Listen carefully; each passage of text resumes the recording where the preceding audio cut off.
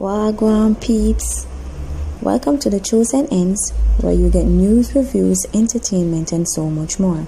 In today's news, young mother dies after miscarriage. Cheerful giver loses everything in fire. George Wright and man convicted for the 18th time. Watch straight to the end for healthy tips and motivational quotes. Don't forget to like, share, comment and subscribe. Man convicted for 18th time.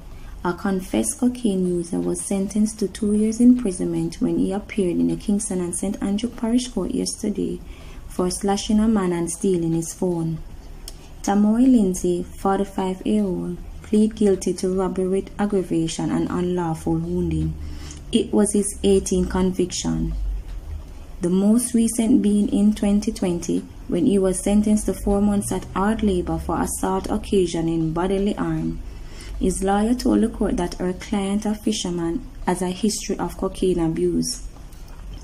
In the case that landed in court yesterday, Senior Parish Judge Lorian Cole Montague heard that on May 26, 2019 at 6 p.m., the complainant was standing in a section of Oak Gardens when Lindsay approached him and demanded to search his pocket. It alleged that the complainant resisted and Lindsay pulled a knife and took the complainant's cell phone. He then used the knife to cut the complainant's nose, causing it to bleed. Cole Montague was appalled. "Sir, I am very concerned about you. You have 17 previous convictions. First of all, do you admit to having 17 previous convictions?" the judge asked. "I did tell you that I had about 15 convictions, Your Honor," Lindsay replied. The judge told Lindsay, a father of two, that his criminal records are a bit concerning and that his actions have great consequences.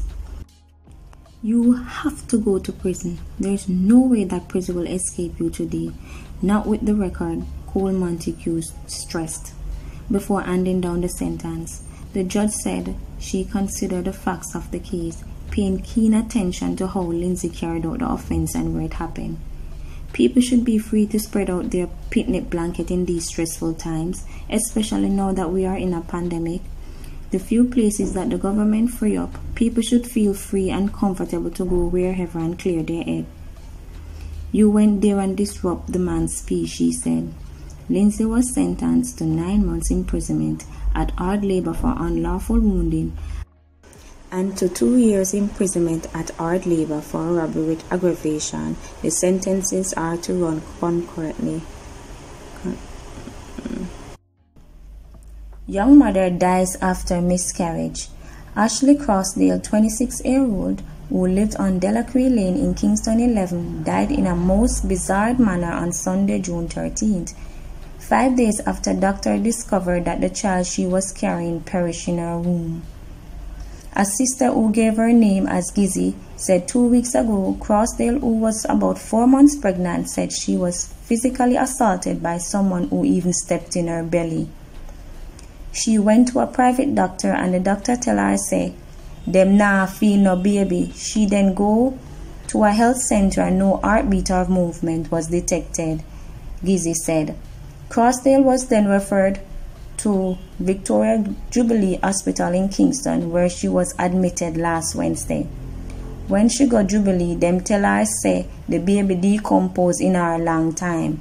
She end up pass out the baby. Me go look for her on Sunday and she was saying to me say she lose the baby and she should do a D&C, which means dilation and curettage, but she couldn't do it because her pressure was too low and she was weak, she said. A D&C is a surgical procedure used to remove any remaining tissue from the uterus after a miscarriage or abortion. Gizzy said that while attending to her sister, she noticed her feet were yellow. She said the doctor said she have jaundice and her liver fail. So me tell her to go and pray because God nah leave her. She started say she don't know how she go manage without the baby where she lose. And me tell her say she remember say she have 3 other kids at home, Gizzy said. After Gizzy left the hospital, Crossdale phoned family members to tell them she loved them. She died that night. Cheerful giver loses everything in fire. A Hanover farmer who is known for benevolence has been left destitute after a massive fire destroyed her farm earlier this year. Nadine Watson Bowen and her husband had been living off their farm in Milestone for years, but the January fire has set them back tremendously. On January 8, I went to Montego Bay to get an invoice at a location where my husband and I delivered chickens.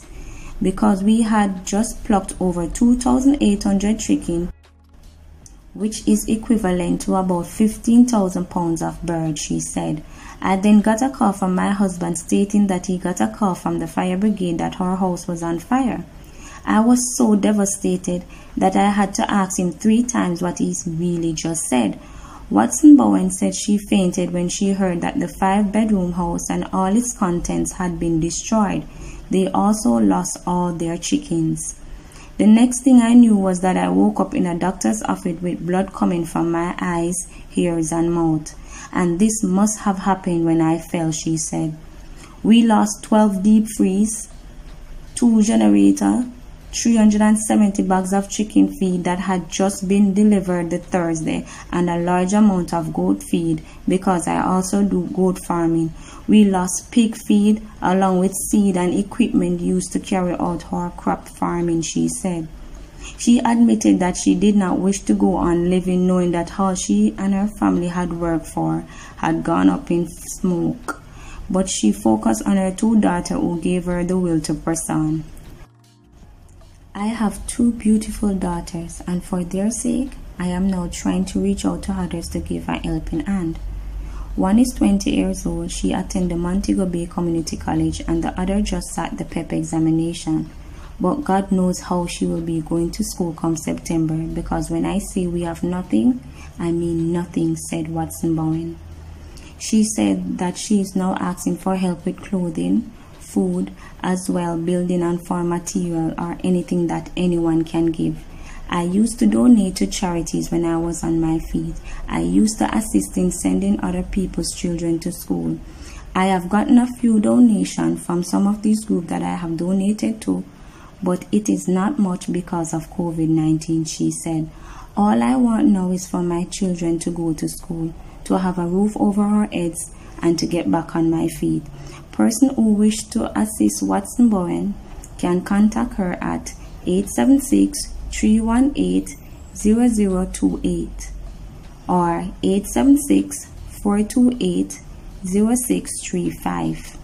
So it's no need to shun me, George Wright tells constituents. Ferris Cross, Westmoreland. George Wright, the parliamentarian at the center of a domestic abuse controversy, yesterday said he supports a sexual harassment bill tabled in the House by Gender Affairs Minister Olivia Babsey-Grange, and assured his constituents that they need not shun him. Of course, I will be supporting the bill. As I stated before, I don't support the abuse of women, boy, girl, or even animals. I don't, so you don't have to shun me, Wright said in an interview. After the Kevin Downswell Foundation donated Amazon Fire tablets valued at 260,000 Jamaican dollars to Ferris Primary School in his Westmoreland Central constituency. Wright said he would support any measures brought before the House that would benefit the country, regardless of which side of the chamber it originated. I am one person who speaks clearly my mind. If the government decides to do something that is beneficial to this country, of course, yes, I will support, whether this government or the other government. Wright, who had been elected to Parliament in the September 2020 general election on a Jamaica Labour Party ticket, resigned from the party earlier this month after soaking up public pressure to step down following the release of a video in April showing a man beating a woman with his hands and a stool. A statement from the GLP said Wright submitted his letter of resignation to General Secretary Dr. Horace Chang, terminating his membership in the party. The party said his resignation was accepted and noted his stated intention to address matters in the public domain, and is continued to believe in the policies and programs of the government and party. Before that, the MP had applied for a leave of absence from the House, which was scheduled to end on June 21st. However, last week he appeared in the Parliament.